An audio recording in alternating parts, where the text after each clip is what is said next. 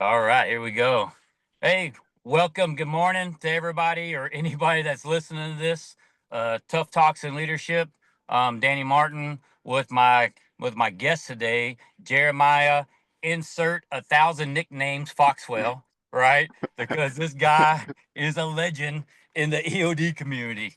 Okay, he only did a small time in the military. I'll let him get into all that later on, but if you know Jeremiah, you know you're in for a treat today, man, because he's one of the legit dudes, man. We were teammates back in the days. We did 2 deployments to Iraq and everything, and when it comes up to stand up dudes, man, like he's one of them. So no fancy introductions. Jeremiah, good morning. Good morning. Thank you for all of that. It was humbling to serve with you and the other people who we served with. When I think about that time period when I served from 2006 and 2007 time frame, those 2 years that we deployed, um, those 2 years have been a wellspring of shaping who I am and how I process the world. Honestly, um, I've been in some form of physical or corporate security since those 2 tours, Yeah. and and there's a very simple idea, and I'm sure you experience this because we diffused IEDs. We responded to calls not limited by who the target of the bomb was. It could have been there could have been a bomb making cell that was trying to target us for months, and there was some sort of revenge happening, and someone had placed a bomb under a enemy of ours. You and I would have gone there and dealt with that bomb under that person's car because that's how it was in Baghdad. It was extremely targeted. It was personal, and people knew who they were trying to assassinate with bombs. And Yeah. it was our job to handle those bombs, right? And so, like when we pulled up into a block, and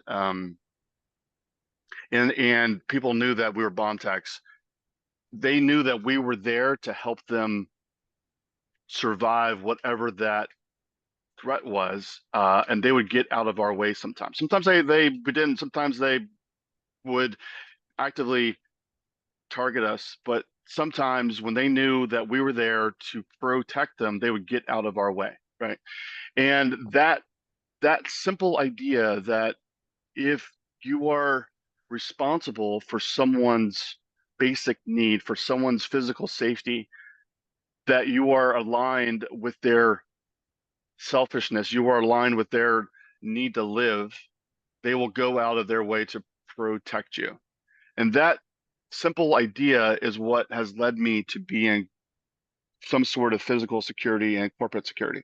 And after I got out, I put myself through undergrad at George Mason. During the day, I dug up unexploded ordnance from World War I time period in the Spring Valley neighborhood of Washington, Yeah. D.C.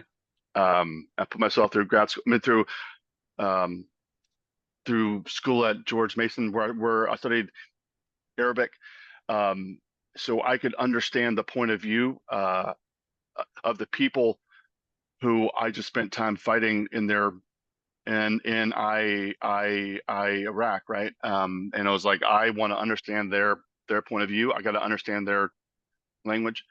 And then I did the critical language fellowship with Department of State and spent time in Amman learning Arabic there. And then I bounced back and forth between contracts. Found myself in Egypt during the Arab Spring time period, doing physical security management. It was not great. I got myself into grad school, and then I got myself into the Department of Defense doing weapons technical intelligence.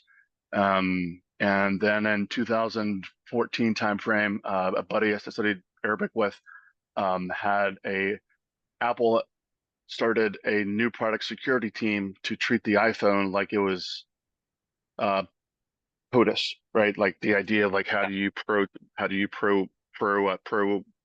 protect this thing, and that led me into the busy tech world, and I've been there ever since. Yeah, that's a man. That was a good intro with the background aspect to showing like the different diversity and everything. Especially like I was impressed when I heard that you were going and learning Arabic. 'Cause I could barely speak English, right? So, and I speak Yeah, a little Japanese, a little German, a little Spanish, and my Spanish is horrible. And not only did I live in Spain, but I live in Texas, right? So, I think I speak more Japanese than anything else. But I was very impressed when I heard that you were doing that when we talked back in the days and everything else, man. So I love the quick rundown of where you were at and what you've done and uh, to ramble for a second. I use you, not you, but you're like the ideal person in my head. There's a lot of people in the civilian world that that are leaders or managers. Well, I'll say managers, right? Because there's a difference. But people, since I've got out, I've seen a lot of people that get mad when someone leaves their company or this and that to go like to do a different opportunity, right? Because there's a different opportunity out there, and they're trying to improve their situation, and people get frustrated that people leave them. And I always try to explain it to them like, hey, man, I think about like in the military. I don't care if you do 4 years or 24 years. Thank you for your service. Good luck with what's next, right? Because you did compare, like I did 27 years in the military, right? And you did what? How many years was it total? ultimately 8. 8 years, right? But that time frame was impactful, right? Like you did a lot. Like we as a platoon did a lot, right? And we did the most dangerous job in the military. And we were not just sitting around, wearing short shorts and flip flops and playing volleyball. Like we did that, we did that when we could, but we were getting Yeah, after it, and we put ourselves at risk so many times it's unreal, right? So, uh, so thank you for your service, and I'm excited to see where this conversation goes because I know that you have a different aspect on some of the things that I haven't even begun to think about yet because the and realm in which you work in, right? So so I that's think if you mind cut in the when when I when I think about 2000 2005 yeah, 2006, right? No one knew how to be a leader in this improvised explosive device centric war. You all like because I came in as an E4, you were E6, Mike was a E6, Ted was a brand new E7, Sarah was a O3. Um, no one had deployed to a combat zone. We had pubs. We kind of knew how to figure it out, but we had to figure out how to survive in a war. We had to figure out how to do our job. We also had to figure out how to lead in that space because there was no one to learn that from because we were the teams that we replaced were there when the IED started to basically kick off, and yeah, we were like a basically vanguard of figuring out this new paradigm of war. yeah. Yeah, no, I mean that's true. Like, so I'd been to Afghanistan before that, but it was nothing like what we went through, right? And and that's the thing, man. It is like you're learning on the fly, and you're learning, in a game where there's the consequences are high, and if you look at like the army and all these different guys, they have their ratio of in war, what's susceptible, acceptable, uh, limits of casualties, right? But in our world, there is no acceptable limit, right? Like we don't want anyone to die.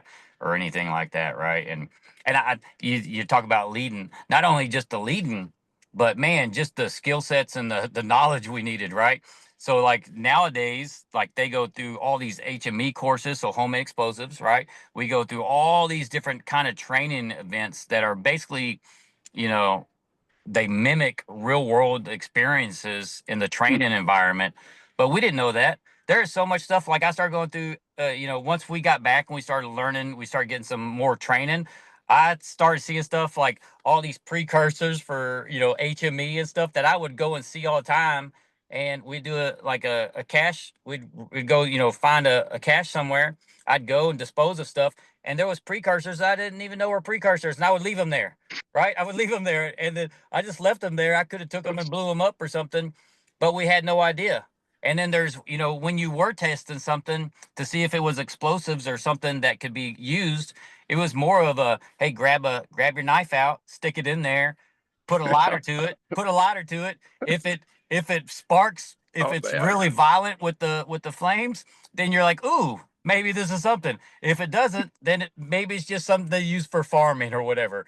And no, it would be totally something that was used for explosives. But we did not get that kind of intensive training that EOD guys get now, right? Which I love, that we've at least learned to evolve in like the skill sets and the knowledge and everything else, because that matters, right? Like having that stuff is vital to keeping yourself and others alive. So yeah, so that not only the leadership aspect of it, just the technical, like the abilities that everyone needed, to grow in order to fight like future wars and stuff like that, right? And keep other people alive. So yeah, Yeah. it's Uh, crazy. yeah. It is. And I mean, so from my experience, like if you think about that, like I said, as like a basically wellspring, there were several moments where, like when you and I first met, you asked me to go get a tool out of our Become Xbox, right? And I walked out there and I opened up the doors and I was like, I don't see it. And I walked back in and you're like, Foxy, you either be a dude who goes out there and finds it, or you be a dude who doesn't actually search and you don't own it, right? And I was like that idea of when you're asked to own something, you have to own it because your team needs you to completely own it. Like that's always basically resonated with me. Um, uh, and how that ownership builds a culture of leadership, um, because that owning is a totality of responsibility. And like that's honestly like when I was working with Ted, and we were trying to figure out like a car bomb, and it was literally like 2 in the morning. We're running without lights, and and a robot happens to flip over. It's like no one's come to save you. You are the only person on this earth who can solve this problem. You have to go solve it, right? Like this has to be done right here, right now by us. There is no one else. Um, yeah, and like that that idea of unre re re unrelenting ownership has stayed with me my whole path. Yeah. Dude, that's one of the biggest things. So like ownership is huge to me, right? And I end up climbing up the ladder eventually, and I retired as a master chief, and I was filling in. I was the command master chief for Moby Unit 5 out in Guam for a while before Oh, I retired. And dude, I'm telling you, man, if you come in, if you fucked up on something, or whatever, like all my main thing was I was looking for ownership. Like that was my biggest thing. Hey, I messed up on this. Here's what I did to fix it. Or I messed up on this. I need help to fix it. Or if it's something like you did that you're going to get in trouble, just own your situation, right? Like ownership goes a long ways with me. And you know, and as a lot of people in leadership positions, to me, don't always own the part that they played in it, right? So as a leader, like you could have communicated better, you could have supported them better. Like anytime someone messed up that's underneath you, a lot of times before you get mad at people, you gotta kind of step back and be like, okay, I played some type of role in this. Like, what could I've done better to make them successful, and all this other kind of stuff, right? Or whatever. So yeah, that's ownership's huge to me, man. It really is. So because it always comes down to trust and respect, right? Like any relationship comes to trust and respect, and being a leader, being able to to have those kind of relationships with people, like it's built on those two fundamentals, right? So because if you don't have those two things, you're not going to be able to lead anybody, in my opinion, right? So, Yeah, but I think that's and and and I would just to transition into the corporate space. Um, that that that instinct to own in totality does not always jive with the corporate culture of wanting to, like, the idea of like there's a task to be done. That task could be split apart into five different, basically, wedges. You think about it like a pie, and each one of those wedges represents someone's job. If yeah, someone is able to go in and own the entire problem set, then those four other people do not have jobs, yeah, right? And there's a lot of like in internal tension around um, just doing a single functionality within a problem set and not owning the entire problem set because people are scared about not having jobs. And that's been a experience of mine that's different from the my time in the Navy. yeah, yeah. That's the one of the things, man. Is like I think so many people leave. They're in fear, right, of competition or your coworkers, right? Because yeah, they in the that's so when EOD before EOD became a rate, we all, we never competed. Like we competed for evaluation, our evals and stuff like that of things that which led to advancements and everything. But we, uh, I don't know, we shared information and everything else, right? And then when EOD, SEAL, SWIC, and divers and everybody became rates later on, I think it was like 2007, 2008, maybe time frame. I think it's like 2006 Mhm. or yeah, it's 2006, 2007. But when they became a rate, I was worried that everyone was going to stop sharing knowledge because now we're competing against each other on different levels, right? But we didn't because we knew the consequences for doing that was too high. And I think in the civilian world, uh, people typically, yeah, if I'm trying to improve you, like if you all of a sudden start outperforming me, then I got to worry about my job, right? So it Yes. makes it to where people are less likely to mentor people, and then they're more less likely to own their part in the blame, right? Because if their name's not being put out there of they messed up on something, they're not going to volunteer their name, and be like, oh, that was my bad, like I messed up on that. I told him this. They're gonna not do that at all, right? I've seen numerous people since I've retired where they don't own their part, and I'll just be like, yeah, I did that. Yeah, I did that. I did that. Was Mhm. I not supposed to Yeah. have done that? Right? Was I not supposed to have done that? Then if I'm not supposed to have done that, then show me and teach me and do all these different things. Because like, yeah, I didn't do that on purpose, obviously.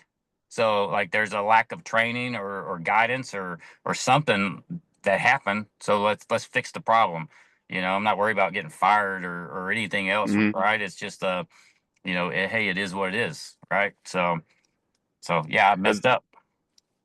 I think what you're what you're speaking of is honestly something that at the time when I stopped being active, when I was 27, 28, and I was trying to figure out where I wanted to go in life, it did not entice me to stay in the idea that in the military everybody is on a track. every job that I do, someone else is going to follow me, and I am going to do a job next year that someone else has right now, and we're all on this like a like a like a time established gear, and we're all just following a set format, right? And like that didn't interest me at the time, but being in the corporate world, and because there's not a expectation that the person working for you is going to take your job in 2 years. In the Yeah. Navy, that was the expectation. So on day one of you and I meeting, it was literally like, I'm going to start training you on how to do my job because in 2 years I'm leaving, right? And that like guarantees a constant learning. And I mean, I've always thought that if I ever owned my own company, I would force people to change jobs every 2 years, because that's how you actively learn more than what you're currently doing, is if you're constantly training for the job for the person who manages you. And your manager is constantly trying to teach you because they know that in 2 years they have to punch out. And that and in hindsight, that's a very positive way of doing it that is not done in the busy corporate world. No, I think that's huge, right? It is, because not only does it prepare you for the future, right? So say that maybe you don't take my job, but you go elsewhere, right? I've prepared you. I made you a better version of yourself. I made you prepared for the next step, right? I'm helping you evolve, right? But at the same time, if you do stay with me, and say that you don't just necessarily move up or whatever, or hopefully we all grow, but like the more you understand about what I'm doing and the more I understand about what you're doing, it makes it to where you're more patient, you're more understanding, you're able to get information now, right? Because you peek behind the curtain and you've seen, the Wizard of Oz is just some man back there running, a machine, right? There's no magic, no secrets. So like if I know you're my boss, if I understand your problem sets and the things that you're dealing with, it makes it to where I could do my job and give you information that's going to hopefully help you, make your job easier. So like, expect like we'll just keep the military theme, right? Yeah, So as a master chief, or as a ops master chief or something, and I'm going in to brief the skipper on something, like if I'm going to brief the captain on an operation or whatever, if I understand what he's doing and I understand what he's got to what his problems are, so the operators are worried about the tactical, level stuff and executing the mission, and then I'm talking to the captain. Well, he's got a boss. Like everyone in the military has a boss. So when I'm talking to him, explaining to him this mission that we're about to go do, he's making sure that everything's going to be safe for the guys going. But in his mind now, he's already like thinking about how he's going to communicate these things to his boss's level. And if he's doing his job right, he's going to be talking to his boss about that boss's boss, right? So like the more you understand and know about like what everyone does, it makes it easier, because now it makes it to where you could communicate things in a different way to them, to where like you're helping them do their job, right? If that makes sense. it does. It and I think, yeah, it makes sense, and I think that paradigm works because there is not a underpinning of insecurity, Yeah.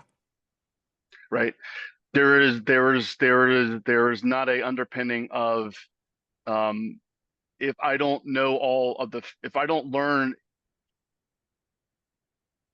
enough facts from the person who is reporting to me to cover my own ass, then I could possibly not make the next corporate promotion, right? Like there's Yeah. a like that. It's funny. It's um like a barrel of crabs, right? Like if you put a bunch of crabs into a barrel, and those Yep. crabs will constantly just be trying to pull each other out from being able to basically climb out. That exists because crabs are not supposed to live in a barrel. Yeah. Yeah. Yeah. Oh, I know. I know. I love that analogy. I've heard that before. It's like It's like you put a crab in there by itself, he's going to make it out the barrel, right? And you put him in there Yeah. with a bunch of other people, they're going to constantly bring him down, right? They're gonna be like, nope, nope, professional development, growth, nope, come back on down here, buddy. You're going nowhere. You're Yes. gonna stay here with us, right? So and Yes. it's there because they're all fighting for their survival, right? It's like it ain't that they're bringing that person down. It's just they see leverage to where they're trying to get themselves out, and so they're bringing someone else down to try to leverage themselves up, right? So, so yeah, yeah. No, I love that. I love that little analogy. So, hey, so let me ask you this: Yeah. what's your definition of leadership, man? I know it's like it's always a loaded question type stuff, but you know, It's funny. It's like I knew you were gonna ask me that, and but like I feel like you're gonna ask everybody that, and I don't want to give you a canned response. Like I don't want to give you this is what the textbook says, and but I don't have a snazzy way of saying it either. I think in this moment in time for me, leadership is being able to make a decision based on determining diverging priorities and being able to own the consequences of that choice. yeah, Like I mean, the most like a it's a classic way of answering of that would be you're a parent, you don't have a lot of money, and you have to choose to pay rent or buy food, right? Like those are two pri priorities that you as a parent have to select for your family, and you have to be able to own the consequences of one of those of basically prioritizing one of those needs over the other. And I don't know if you know this, but I am uh, ANC um, commissioner here in Washington, D.C. Advisory Neighborhood Committee. I think there's like 328 single member districts. I represent the needs of 2,000 people. People oh, voted for me to represent their needs to the city. It's a look at you. um, yeah. I mean, yes, yes. Well, like last fall, when it was like September timeframe before the November election, it became obvious that we weren't going to have one. That my single member um, district was not going to have a person representing them. Um, and at that point in time, it was like, well, we got to have somebody, right? Because the way this city works is there's A and C liaison at every city agency. So if someone's trash isn't picked up, they call me. If someone's partying in your alley and the cops don't respond, you send me an email. If you're worried about prostitution happening outside of your house, I get emails about that. Um, if you want to ban heavy trucks from going down your road because it's waking up your kids, you email me. If you want to open up a store to get to possibly sell beer, you need a liquor license. That also goes through me. If you want to put a third floor on your house, that goes through me. If you want to put a stop sign because cars just go super fast through a intersection, then that goes through me. And if I didn't do this, my district would not have someone who is advocating. Will I do Yeah, it again? Probably not. But like, uh, yeah, man. But I spend a lot of time though having to make a public choice about something and having a group of people angry at me for making that choice and a group of people urging me to make that choice, and I have to be okay with like not being liked, right? Like, Oh, I feel like that is the hardest thing to do when you're a leader of people, honestly. yes. So I tell people all the time, like if you're when you start getting in a leadership position, understand that like you're not going to make everybody happy and you're going to fuck up, right? You're going to make mistakes and you have to be comfortable with that, right? So you have to be willing to, piss some people off because you feel like it's the right thing, right? So if you're doing the right things for the right reasons, then you can live with those consequences. And so as long as you're not making self-centered decisions and you're pissing people, like if you're making a decision that's good for the whole, then cool, you're pissing people off. If you're making self-centered, decisions and you're pissing everyone off, then you're messing up, right? And Mm. then like you're gonna mess up, right? So there's times where you're gonna make some bad decisions, and then afterwards you're gonna be like, oh man, if I would have known X, Y, or Z, I wouldn't have done that, right? I understand this now, and you learn from it, right? That's it. So you're not gonna make everybody happy, and you're gonna mess up, and so you learn from your mess ups, and then if you're doing things for the right reasons, then cool, you piss some people off, and you're gonna have some people that are gonna be happy, and some people that are gonna be mad, and you're never going to get 100%. And I think that's a lot of people a lot of times won't make decisions, because they're afraid to make this group of people mad. But all you do when you can't make a decision is you piss off this other group of people because action's not being taken, right? Because everyone knows this is a problem, but you're afraid about these selective few, so you try not to make these people mad, but then you make these other people mad. So you got to figure out, so as long as you do it the right thing, right, which Hmm. is is it's all about your perception, like your perspective or whatever of what the right thing is. I always just go off of data, man. Try to get some information and be like, all right, cool, let's do this. Right? You have to have your moral compass, right? Your ethos that drives you and helps you, make decisions. And if you're doing that, then at the end of the day, you can sleep with your choices, right? So Yeah, I mean, yeah, you bring up morals. I mean, in my professional path, I quit a job once, and the person who hired me for that job said, "Foxwell, we didn't hire you for your fucking morals." yeah, yeah, Right? yeah, Right? I was like, it's like, yeah, man, that's a sign that I should quit right there, man. yeah. Yeah. That's the thing. Like, well, you hired me, so this is what you're getting, right? So, because at the end of the day, you got to be able to sleep, right? You got to be able to do that. And I love the fact that you brought up parenting, right?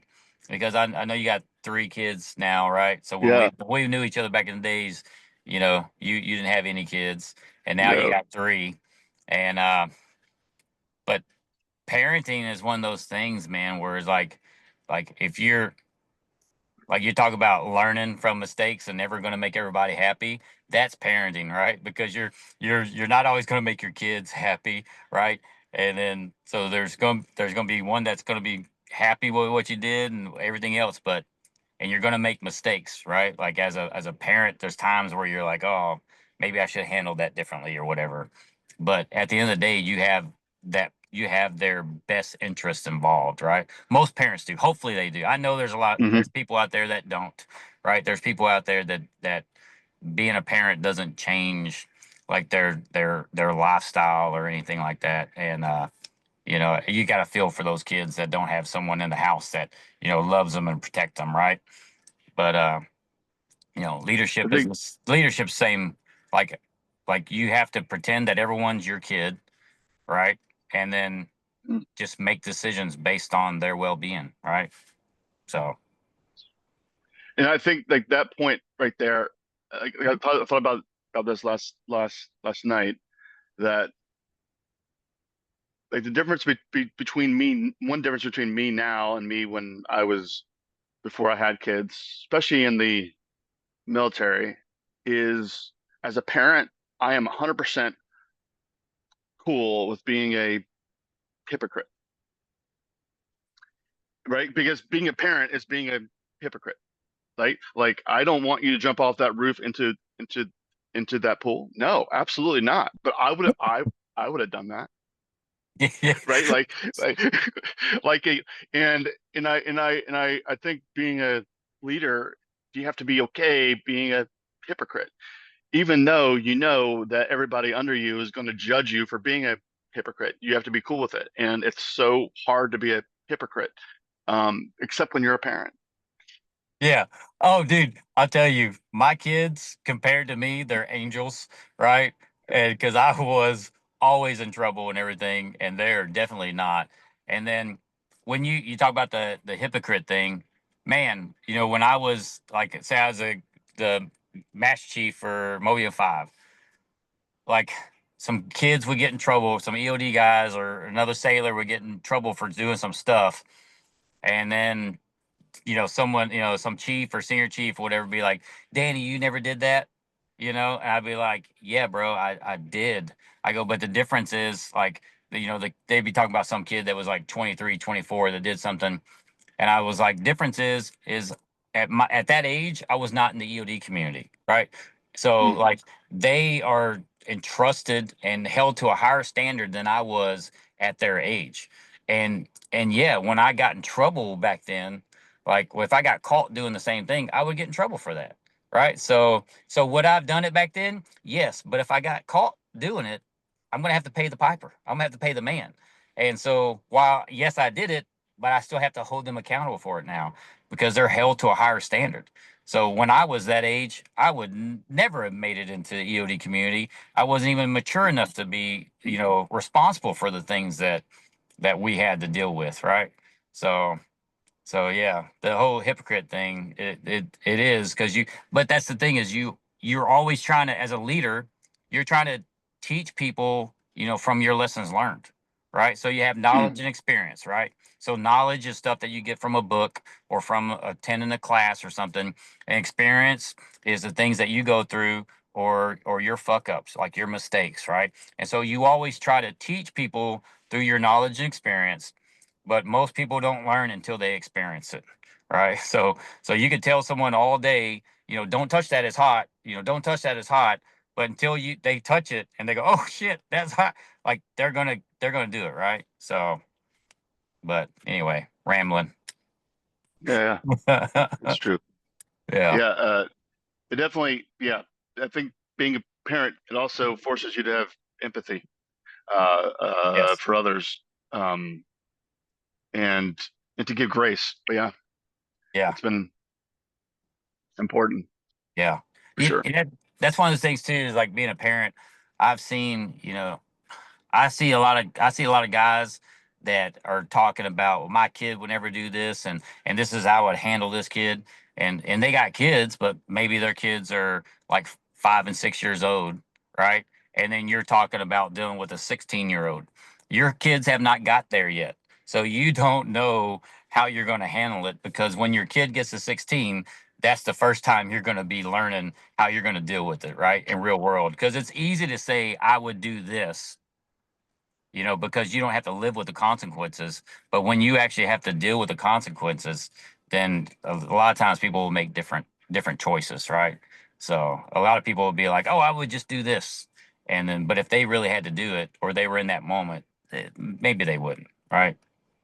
So, Yeah, um, yeah. I think so. Something else that I wanted to be chat about that I've as I've thought about my time in the Navy and like what I've basically carried forward, um, is the is like I've given trainings in the corporate setting about the difference between safety and security. And I love the life metaphor of a dive boat. The idea that people in the boat, they are responsible for the safety of everybody in the boat, to include the people who are actually diving. The people outside the boat are responsible. They own their aspect of the security of the boat. If there's a floating mine, if there's a hazard, they they own the security. The people in the boat own the safety. In the way that safety and security have to be in harmony for both of those goals to be met, Yeah. and how to apply that to the basically corporate setting Yeah. is what I've spent time doing. Yeah. How do they understand it? Is it easy for them to Uh, anyway, yeah, it's kind of like if you're like at Apple, I did some guard force management for the large scale events like WWDC, which is the worldwide um, developers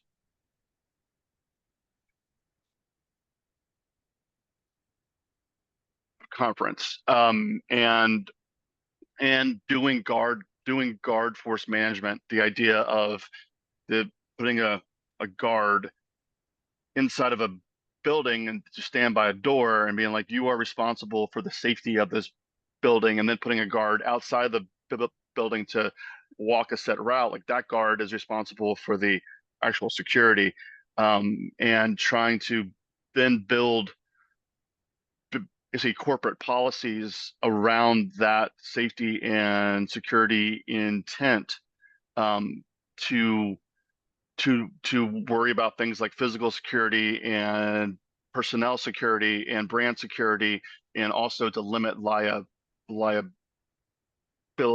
um, and understanding where the liability starts within a basically corporate space, yeah, has been a basically driving factor. And I think about that as like a dial change, right? Like when we're on a dive boat, we have very clear in intention on what we are trying to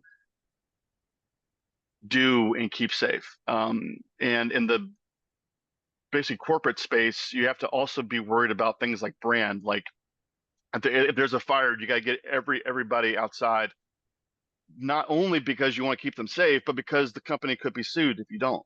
yeah, Right? Like so it's like a dial change, right? It's like a dial yeah, change of your basically baseline. yeah, yeah. I like it. I like how you're trying to relate things. I try to explain things to people all the time, and and they're always like, "We're not disarming bombs here," and I'm like, "Yeah, but the concept, the thought process, right?" And that's where it's like, "Yeah, I understand we're not doing these things, but you try to get people to understand the importance of said things, right?" But everyone don't always pay attention when you start doing that kind of stuff because they, it's hard for some people to relate to that thing, right? And then you go back to the ownership and the accountability and all that kind of stuff. If you've never done a job or something where it was so extreme, some people have a hard time, grasping the concept and understanding certain things, right? So, like that's But like uh I've brought up the idea of doing, like I've been a advocate of doing tabletop exercises, yeah, based on the idea that we learned how to work on underwater mines wearing a blindfold. Like we did something so long, so many times with our eyes closed, that we knew exactly what we were going to do when we had to do it. So when you have to do it, you're not stressed out. If yeah, you wait for the world to be on fire before you do something for the first time, you're going to be basically freaking out. And the only way to not do that is to practice. yeah. Yeah. No, that's the thing. You have to plan for worst case and pray for best case, right? So you always Yeah. have to prep for that. And so I was literally talking to one of my buddies at the gym a while back ago, and he's a cop, and I was talking to him about some stuff, and he was telling me how often they do X, Y, or Z. And I was just like, "That's all y'all do?" And he's like, "Yeah." And I was like, "Oh man." I was like, "It doesn't sound like they're setting you up for success because like if you don't ever train to this thing, like if this is your worst case thing and you train often for that, then anything else that comes your way is going to be easy, right? But if you can't handle this in that moment, you're not going to be able to handle that, like because there's going to be so many problems and everything else, right? So, and that's one of the things I loved about our community is we train for such extreme circumstances that are hardly ever going to happen. Or is like we play kill the EOD tech, right? Like anytime someone sets up an IED and you're doing some training for somebody, like you usually make it so extreme it's unreal. But you know, in reality, like that person's hopefully never going to experience anything at that level, right? But it makes it to where it's easier now because it's you're not having to overcomplicate things and everything else. You're like, all right, what's going on here? And there's times where you feel like you're missing something in real life because it was so easy. But a lot of times, Hmm. you just that's real life. But you train for such extreme events, right? So yeah, and tabletop, like dirt diving things, like you have to visualize things, right? It's like you're going to put a diver in the water. They're in Mark 16, so they got a full face mask, they got all this stuff going on. It's electrical rig that goes down, and before I'd put a guy in the water, I'd give him a drink of water real quick, and I'd be like, all right, talk me through, what you're going to do. I'd make them visualize what they were going down there to do, so that way when they got there, they weren't trying to think about it at that point, right? So you're making sure that they have the right plan, right? That they actually know what Hmm. they're going to do, and then you get another drink of water and be like, all right, cool, put the mask on and go to work, right? So because now they visualize those things, so that makes a huge difference, right? So, but Yeah, yeah, and I think that that right there is kind of like that moment because I've been that, like the idea of like, okay, you got your plan and you fall backwards off the boat. Um, like as soon as you get under water and you are isolated to your self, uh, that honestly, that moment is freedom because that moment is when you are the complete owner of the problem that has to be solved. Um, and and I frankly always loved that moment, honestly. yeah, I mean, yeah, right? I did. yeah. It was great. I love doing that, man. It's like anytime you're like, all right, cool, here's my plan, here's the plan we're going to do, and then you get down there and maybe you can do the plan or maybe you can't, right? Because maybe you get down there and you realize the plan you had is the wrong one because now you have eyes on it, and that's where trust and respect comes up because now I have to do this. And now you come up to the dive boat and you're talking to everybody and you're trying to explain what you see, why you see, and then someone in a leadership position had a different idea what they wanted to do, and now you have to flex. But that's because they have to trust what you're telling them, right? They can't see the bomb. Well, nowadays we got a bunch of technology and stuff like that we got robots now for underwater. We got all this other kind of stuff that we didn't have back in the days.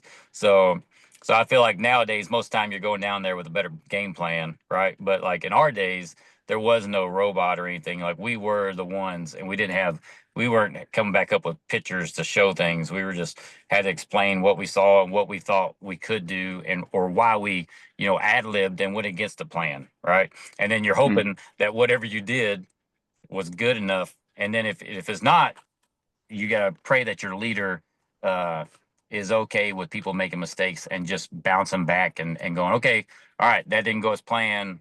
What's next, right? So deal with the situation. You deal with it, and I mean, I think about that space, and I think about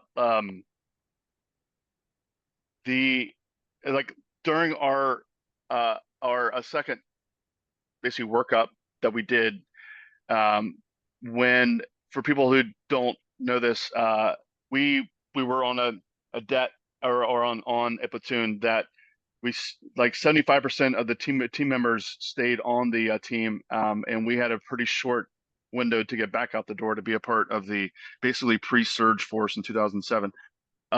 And the the mobile unit decided to put us through like an 18-hour dive op on like a 38-degree cold night.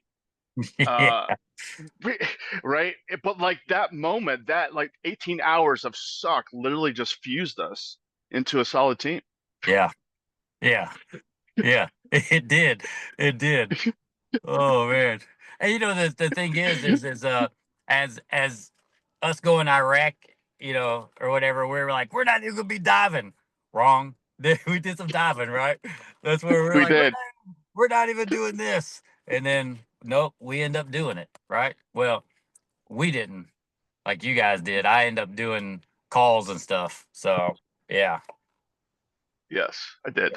I did. And yes, it's funny. It's like, yeah, I did get underwater looking for gold bars in Baghdad. That did happen. Yeah. Yeah. No, I know. I remember when they came up to us with that, I was like, wait, what do we gotta do? I was like, all right. And then someone had to go out the wire and someone had to get in the water. And I got stuck. I got stuck doing the water because I thought it was gonna be cool going out there looking for gold, feel like a pirate, so there and Yes. be like one for you, one for me. So yeah. Uh, I definitely wrote those coordinates down, thinking that I would go back in like 40 years to find them. Yeah, yeah, yeah, and you'd be like, "There it is, right there. It was 5 feet away from me. I had no idea." Yeah, yeah. Especially if you go out there now with some robots and stuff. So, but Yeah. yeah. Hey, I know you're wanting to keep us within an hour, man, for your time frame and everything. I love Yeah, where you're yeah. going. But so I just wanted to ask, like, there's a couple of things. So yeah, I told you earlier, I said, what's leadership to you? And you go, I feel like you're gonna ask everybody that. Yeah, there's certain things I want to try to ask everybody to see the difference in the answers or the not the difference, right? Because like I said earlier, like I'm a simple man. And I think sometimes people overcomplicate things. So when you talk about like what's leadership, yeah, there's a textbook answer, but it does always come down to, to those certain little things, right? So with that, one of my other questions is strengths and weaknesses, right? So you can say whatever you want, right? It's up to you. If you want to, what I like to know is like, what do you consider your strengths? How have you how do you maximize those in your day to day, right? And especially in the world Hmm. that you live in now. And then what's some things that you battle that you know that you need to improve on, and then how do you try to limit those, right? Like you're always like you should be always trying to, you know maximize your strengths and then limit the consequences of your weaknesses, but trying to get better on those things, right? So what's some stuff that you feel separates you from others and that you know that Hmm. you try to improve on? Well, uh, I think a strength of mine. I mean, I again, like I associate this with my time in EOD. Um, I am strongest when I can microtask. Like, I'm really good at being incredibly focused on a lot of small things in a sequence. Yeah. Like I don't multitask well. Like if I'm trying to make dinner and I'm super focused on what I'm doing, and my awesome wife asks me something, it literally just throws me off my game. I can't actually process this, right? Because like I just really want to be super focused, which is why I've gotten into art.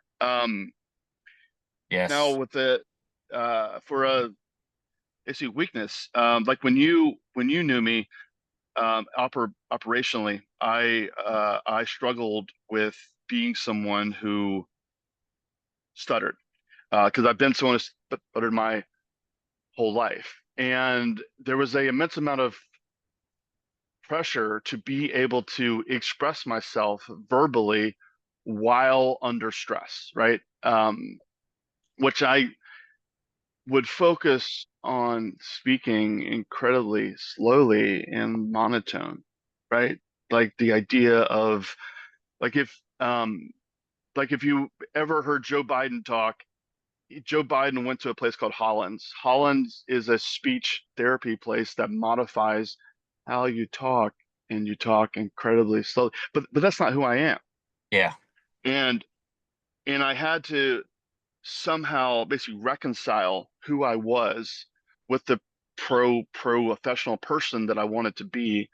And that held me back professionally until I went to a speech therapy program here in um, DC that taught me to not avoid stuttering.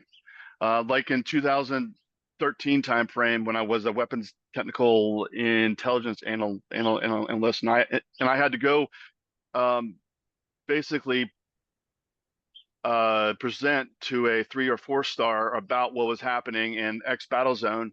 I would call a Holiday Inn in like Iowa and be like, "My name's Jeremiah Foxwell," just to get it out there, right? And Yeah. like make myself realize that there's no shame in me being who I am. Yeah. And then I would go do this this presentation, and it would be great. Yeah. No, that's that's like you talk about, your stutter. Like, I remember I got two things that I always loved that I still laugh about. I remember when me and you were on a team and we are getting ready to go to Baghdad, like me and you were on a jog, and I would ask you, I was like, Jeremiah, I know at times you struggle to express things. And I was like, do you remember this? And we were running. And I was like, hey, do I need to get you a whistle or something to where if you find an ID, you blow it and then everybody knows to get away. And then you were running and you're like, no, no, no. And we're running. It seemed like it was a long ways. And then you'd be like, I'll be able to tell you. And I just started laughing. And I was like, I'm getting you a whistle, right? I'm getting you a whistle because that took you a long time to tell me you'd be able to tell me there's an ID right here, right? And then, because I remember where we were at, I could see it. Like it took us a while. And then, I know sometimes we would mess with you because you would literally like talk to us and you would stutter here and there, right? But then you'd get on the phone talking to like someone about paying some bill or something, or you'd be mad about something that was messed up, and you would just talk like nothing. And I know me and Mikey and every once in a while we'd be like, pick up the phone, Jeremiah. Will you try to talk to us? Like, pick up the phone and just pretend you're on the phone with us and talk to us, right? So Yeah, I never that's the thing is I never looked at that as a really like a weakness, right, for you, because it never really hindered anything, right? That's one of those things of just being comfortable with who you are, yeah. right? Like we all have our flaws. We're none of us are perfect, right? And Kelly makes fun of me all the time. She calls them Danielisms, right? Because I make up my own words, right, at times, or I say the wrong word, and I stumble, and like I'm older now, right? So I'm older. I'll be 51 in a couple of days, and I've eaten a lot of door charges. So like I stumble through a conversation. Like when I watch this later on, I'll be like, oh man, I stumbled here, there, and I did forgot what I was saying. So, but, and then your strengths, like that is the thing is as an EOD guy, it is about attention to detail, right? And that's the one of the things is being focused on what you're doing right now, like 100%. So that was one of your strengths, like the fact that you're still, do that today, right? You gotta learn how to, like for me, I can multitask pretty good for the most part, but if something really matters, you got to be able to hone in on that and block everything else out, right? Because we're talking about diving earlier, you know, if you're diving, you like, as soon as you put on a mask or a bomb suit helmet, like you instantly lose some of your intelligence, right? And then you Hmm. add water to it, or you walk down an IED, and now you've lost some more intelligence because you got all these things going on. And and that's where that's where we always talk about like train, train, train, train, train for worst case and all these things, because you want things to just naturally happen, right? You don't want to have to think as much. You want to be able to just let your instincts kick in and everything else, right? So yeah, I do the same thing at times where if I'm focused on something, like then I'm all in on that, and I kind of tune things out. And I'm old, so I can barely hear things nowadays. Like, so I got to put on glasses now every time I do something where I'm trying to read. So that's where I'm at. So Yeah. yeah, I got hearing aids now. I just don't ever wear them, Nice. right? So No. yeah, I hardly ever wear them, but when I do, they got music in them, right? But Nice. it's for my, so I don't hear no ringing and shit in my ears. So anyway, um, uh, yeah, but dude, here's one of my biggest things too for you, like your, I think one of your biggest strengths too, man, is just you're a good, genuine dude. Right? Like that's it. Like people see that that you're an awesome guy, man. Like that goes a long ways. Like you're like people, it's easy to trust and respect you, right? That's the reality. Like I know we haven't seen each other in person in forever, but Yeah. I could tell you're the same person you were before. You're not the same person you were before, but you are in so many aspects. It's unreal. You know what I'm saying? Like that's one of those things, man. So um uh and then like what do you recommend people to do that are trying to improve like their situation, right? Because like you've had a lot of adversity in your career, like and we're not, I know we're not getting into all that, but like any of your missions, that there's tons of different missions that you've been on that like that was pretty intense, right? So like Hmm. what do you do? Like what do you suggest anybody is looking to like try to improve their situation, which means that they're more than likely facing some kind of adversity? Do you got something that you do that helps you get through that? Yeah, I do. That makes I sense. do. And yes, my answer would be to do something incredibly hard. Do something that that will create that will help you be confident in your ability to survive. The idea, like our depth of survival, we were literally drowned during pool week to do the job that we wanted to do. Yeah. You and I have literally seen, I can't breathe. Oh my God, the world's closing in. I see a light before someone shoved air into our mouths. My depth of self reliance without feeling sorry for myself is deep. Yeah. And if I'm thinking about it from the point of view of like if you're ever stuck in an avalanche, self pity is going to be what kills you. The Yes. idea of, right, like regardless of what you're dealing with, of how hard it is, what you're dealing with, you can do something harder. And my advice is to do it. I love it. I love it. Yeah. That's awesome, dude. Yeah. Because I believe in the same thing, right? No one's going to do it for you. And like challenging yourself to do something that self-belief matters, right? So doing something challenging that you thought was, unattainable or anything like that, like doing those things, the more you do hard challenging stuff, the more you learn that you're capable of more than you give yourself credit for. And then the more you learn that, you have to believe in yourself to to be successful, right? Because if you don't believe yourself, no one else will, right? And if you're in that avalanche, like you can sit there and feel sorry for yourself and die, or you could control what you can control and start trying to find your way out of that motherfucker, right? Like that's Yes. it. Yeah. That's it. Like you sit there and just wait for the cavalry and become an ice pop, right? Or or start digging, start doing something. Stay calm, right? That's one of the biggest things that we learn is, don't panic. Take a deep breath, and then just slowly start taking action. Right. So yeah. I remember in 2007, after our second tour, when we we were constantly being forced to put our bodies through like hardship, because we literally spent like 2 3 weeks outside the wire at times, Yeah. eating the terrible MREs. It was as soon as we got back, you forced yourself to go run a marathon. It was like, Danny's running a marathon. What? And you, Yeah. and, and you, and like I always think about that. Like, you went from never running because you're stuck doing rock clearance to running a fucking marathon, man. Yeah, I think the farthest I ran was like maybe 4 miles before, and we got home like 10 days before the marathon.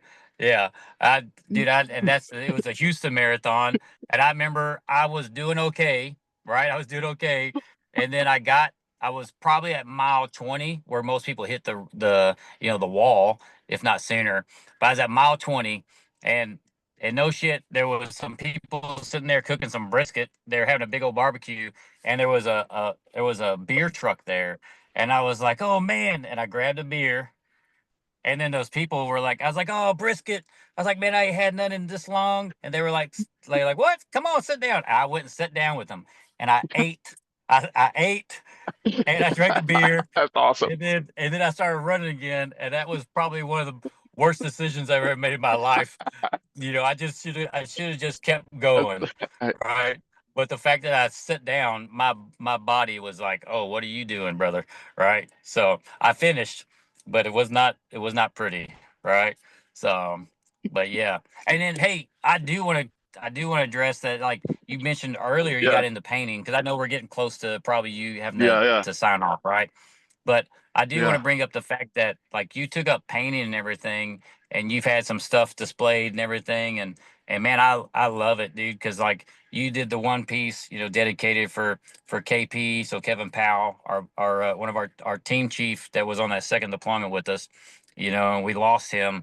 We lose a lot of uh, vets to suicide and all these different things, and and the things that we've experienced, and it's one of those things where like a lot of vets you know struggle with a lot of different things. And that's why I was asking you earlier, like, what do you do to get through adversity, right? Because I know you've Hmm. experienced it, right? I know you've Yeah. experienced it. And so that's why I was asking you, like, what do you do to handle adversity? Because adversity isn't always you know, some kind of physical thing. A lot of times it's a No. mental aspect, right? So Um, yeah. So just to make it transparent, like I go to a vet center here in Washington, DC, and I talk to a therapist. I talk to a therapist because, as a someone who was a bomb tech, who experienced life as a bomb tech, we have intrusive thoughts. We go to a Home Depot and walk down a row full of nails. We will have a thought about nails inside of a pipe being used as a pipe bomb. We go, we walk down the street around like holiday time. We see the Christmas lights. We're going to see those Christmas lights buried in some dirt being used as a switch for IEDs. Uh, that the thought might flash across our brain for like a second, right? But I'm literally holding my kid's hand, thinking about bombs, right? Like to like unprogram that part of my brain. I talk to a therapist. yeah, Um, and I think that that's important because it allows us to compartmentalize that experience. Like I come down in my house, the house is dark. I don't like to turn on the lights because like a bright flash of light, like I've been exposed to an IED going off under my Humvee. Like that like bright flash of light takes my brain back for like a fraction of a second, to what it feels like to be blown up. Um, and like you can't actually stop that from happening unless you talk about it with a trained professional.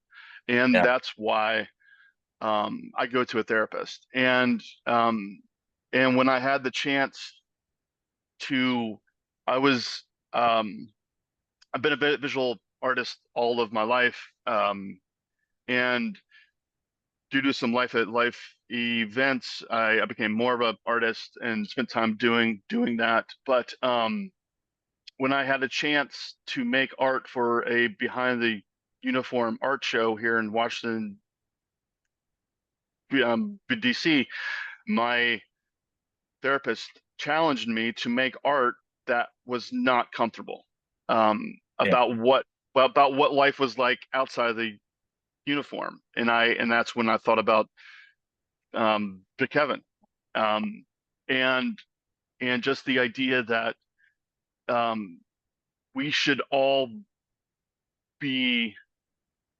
provided the opportunity to basically get help and not being ashamed of asking for help if we find ourselves in a place where we have no one else to talk to and we feel like we can't talk. You can always find someone to talk to. Yeah.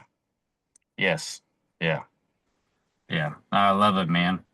I just wanted to touch on that for a second because I know that I've seen your work, your artwork, and I was impressed. I was like, man, I didn't know Jeremiah had this in him, you know, and uh, and then that's when, like in Kevin's piece, because you have your painting, and then you have your audio that goes with it. It kind of explains it, and you had sent it to me, and you're like, hey, what do you think? And you asked me if you should, redo it, the audio part, and I told you no, man, like keep it genuine and authentic. Don't redo it, right? And that's the thing with like even like these conversations right here. I don't like moving forward, like doing like these podcasts and stuff. I don't want all these crazy bells and whistles and all these kind of different things. I just want like genuine conversations about, leadership, self-development, and those type of things to where like someone listening, like the right person's going to hear this and it's going to hopefully help them out, right?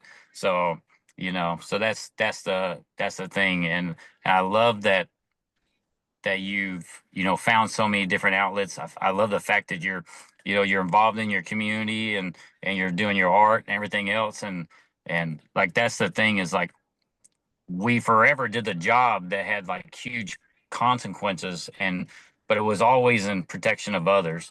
And I love to see guys still doing things for others, right? Like that's the reality, right? Mm, And it's where when I transitioned from the military, that's where I struggled for a while because I didn't have a purpose, right?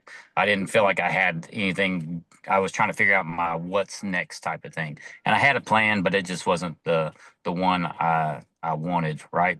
Once I got down there. Once I got down in the water, I got to the bottom. I realized this wasn't going to work for me, right? So then I came back up to the surface, and now I'm trying to, move forward, right? So that's the whole mm, point of this, of all this kind of stuff going on, right?